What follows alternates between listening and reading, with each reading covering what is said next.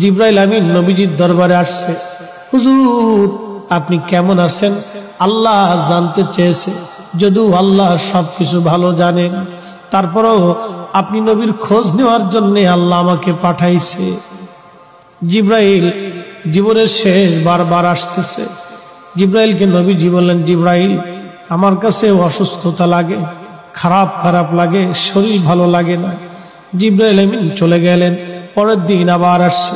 হুজুর আল্লাহ জানেন, তারপরেও খোঁজ নিতে পাঠাইছে, কেমন আছেন গো নবীজি? নবী বললেন, জিবরাইল আমি অসুস্থ। আবার চলে গেলেন জিবরাইল। পরের দিন আবার আসছে,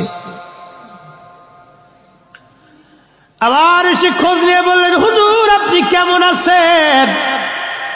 নবীজি বললেন, জিবরাইল অসুস্থ আমি। জিবরাইল আবার চলে গেলেন। চতুর্থ দিনের মাথায় জিবরাইল আসছে। একা আসে নাই রে, মালাকুল মউতকে সঙ্গে করে নিয়ে আসছে। আহা, আমাদের কাছে মালাকুল মউত আসবে, জিজ্ঞাসা করে আসবে না, কিন্তু নবীর দরবারে মালাকুল মউত আসছে। এসে নবীজিকে সালাম দিলেন। হুজুর অনুমতি দিলে ভিতরে আসবো। নবীজি অনুমতি দিলেন।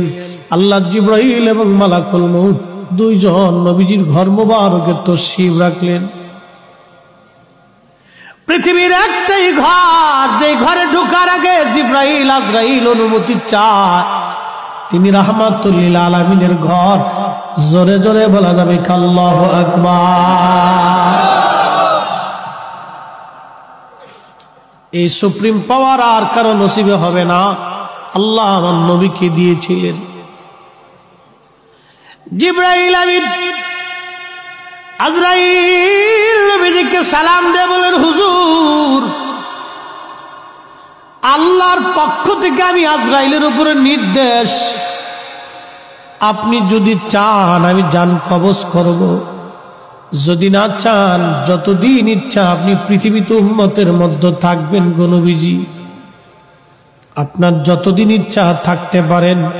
যদি আপনি হুকুম দেন আমি আপনাকে আল্লাহর দরবারে নিয়ে চলে যাব। আল্লাহ আমাকে এই হুকুম প্রদান করে আপনি নবীর কাছে পাঠাইছে। ইয়া নবী আল্লাহ, অনুমতি যদি দেন, আপনার যেইভাবে অনুমতি হবে আমার হুকুম সেইভাবেই হয়েছে। হুজুর পৃথিবীতে এইভাবে কারো, আপনি নবীর আগে কারো অনুমতি হয় নাই, আপনি নবীর পরে এইভাবে কাউকে বলাও হবে না। ও নবীজি অনুমতি যদি দেন জান কবজ করব, যদি না দেন যতদিন মন চায় আপনি ততদিন পৃথিবীতে থাকবেন। তার মানে পৃথিবীর হায়াত নবীর ইচ্ছার উপরে নির্ভরশীল।